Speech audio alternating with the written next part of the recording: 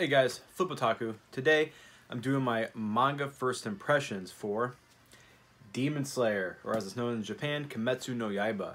So, out of the newer shonen that come out in the last couple of years, we got The Promised Neverland, Dr. Stone, Black Torch, and Demon Slayer under the Shonen Jump banner from Viz. And out of the ones I've read, this is the most disappointing of those titles. So, spoiler warning, this is going to cover spoilers between volumes 1 through 4, which is all that's out currently in the US. Now, Demon Slayer follows the story of Tanjiro, and it's basically a revenge tale. The volume 1, it sets him up. He's in a small village. He has to go sell coal. People talk about how his hands are hardened for such a young boy. He comes back to his village to find that his entire family has been slaughtered by demons, and his sister has been turned into a demon.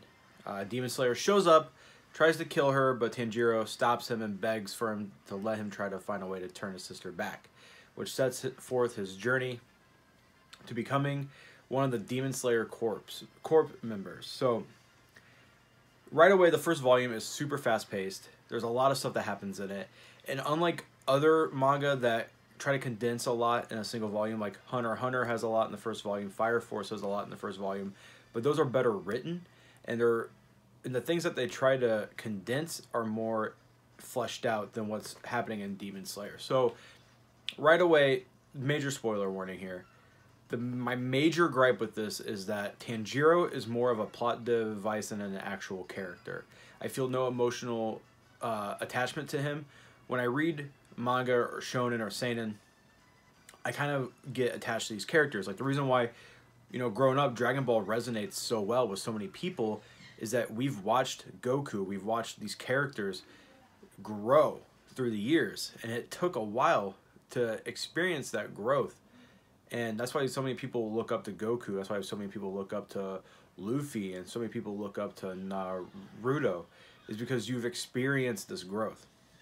Demon Slayer just tells you that the growth happened. You don't necessarily see it, you don't experience it, and you don't feel any for me anyways, I didn't feel any emotional attachment to these characters at all. And out of the 4 main casts, so we got Tanjiro. We got to see, that's the other thing, is I'm usually pretty good with names. I can't remember names in this manga. So we got his sister Nezuko. Agasuma is one of his buddies, and Nosuke is another one of his buddies. So Kanji is like his sensei. So the two supporting Demon Slayer members that you eventually get, this is one of them right here. They are kind of butt heads a lot. Tanjiro's more calm and collected, and this guy's very aggressive. Out of the 4 supporting characters, 2 of them I dislike completely. There's a blonde-haired kid named, I have to look back at the names again, Zenutsu or Agasuma, the blonde-haired boy. He's constantly crying, constantly yelling, he's supposed to be the comedic relief, but he's not funny. He's a very poorly written character. He's annoying. He got on my nerves. And when he was, the first 2 volumes, a lot happened and wasn't explained, but I wasn't annoyed with it. And then he came into the picture, and I was like, oh my god, this is going to really just get on my nerves. And it's kind of the same thing, reason why I hated Rakia, which is another manga series. It's kind of a serious story, and then there's a comedic relief, which I'm all for comedic reliefs. There's plenty of comedic reliefs in shonen, but he's just poorly written. The jokes aren't funny, and it just didn't stick with me. Now, if you do like it, that's not to say you have bad taste. Everyone's taste is different. I love the Spice Girls. You may not like the Spice Girls. I love Destiny's Child. You may not. But, so, the biggest complaint I have with this manga is that there was something that I was like, I really liked the idea. This series is completely scattered with ideas that I would love to see more fleshed out. He does his training arc. He's supposed to slash a rock in half. That's his training arc. He's supposed to get strong enough in one cut this big boulder in half. The 2 characters that are training with him are just very quickly introduced to you. You barely get to know them. You don't get their backstories. They're not fleshed out at all. You don't see them through those 2 years that he's trained to get attached to those characters. And then when he says bye to his sensei, he tells him to say bye to these 2 characters. And then the sensei in his mind says to himself that those 2 have been dead for a very long time. That would have been more emotionally impactful if it was more fleshed out. I think the first volume should have been 2. And I very rarely say that. I don't like things that are stretched out, but I feel like Demon Slayer had so many good ideas that if they would have, the mangaka, by the way, is a female, Koyahara Kotage, she has good ideas, and I think over time, and I haven't read anything online yet, so I'm not past what's in volume 4. I'm still going to continue to read this series because there is something there. I do like the fights. So the 2 fights the 2 major fights, there's been a demon who is in a temple, and he's got these drums embedded in his body, and every time he hits one of the drums, the temple flips over, and they have to fight that way. I thought that was pretty cool.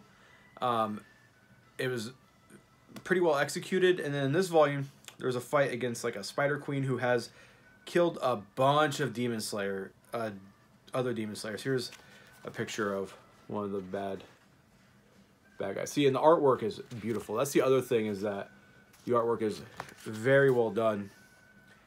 When it is well done, it's very well done. It has a very unique art style.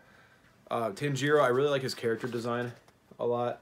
I think he's a very eye-pleasing character. I think the monster designs are pretty neat too. But the spider fight was pretty cool. There's this spider creature that's controlling, like, they have, like, she's got other spiders shooting up web, and she's controlling them like puppets, and they're killing each other and attacking other Demon Slayer members.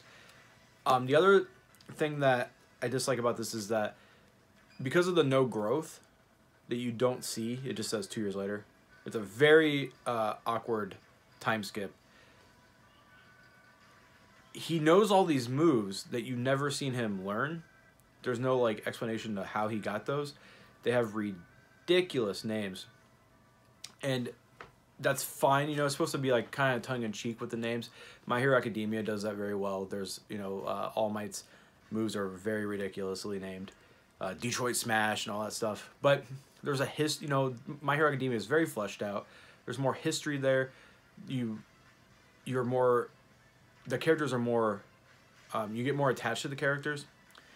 But overall, I'm left disappointed by this manga, but I am going to continue it. I'm going to give it probably another 3 more books, and leave me a comment down below. Let me know if I'm just being crazy, if this gets better, because I'm really hoping it does get better. You know, to be fair, Twin Star Exorcist, which I'm enjoying a lot right now, started off a lot like this, where I didn't like it, and then eventually is becoming one of my favorite shonen. So I'm going to stick with this just because of that fact. I'm going to stick with it. If this was a Viz signature, I would drop it. Those are expensive, but you can get these, you know, from Right Stuff, In Stock Trades, Amazon, for probably $6. If you're smart and you wait, you could probably get them for $4. So I have the rest that are supposed to come out this year pre-ordered already, along with all the other shonen that I'm going to be following this year, and I hope it does pick up. I really do, because the artwork is beautiful. Some of the ideas are really good, and hopefully it just gets better. I don't know what else to say. I'm a little lost for words because I read this twice, because it's a very quick read. I read this twice, and I read it once, and I was like, I wasn't feeling that at all. I did not like it. And then I read it again, and the same reaction, and I was like, you know, I'm going to keep going with it to give it the benefit of the doubt. But right now, I'm not enjoying it. But anyways, guys, that's my first impressions. If you like it, that's not a knock on your taste. That's not a knock on what you like. It's just personally not for me. But something I do like that I'm doing my next first impressions of is Dr. Stone. I got Dr. Stone first impressions, My Hero Academia Vigilantes first impressions.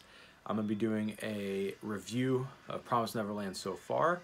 I think I'm going to be reviewing the big shonen like every 6 months or so. So I'm gonna be doing like a review of My Hero Academia, Twin Star, Promised Neverland. You know, once more, like probably 3 more volumes come out, I'll do a updated first impressions of this.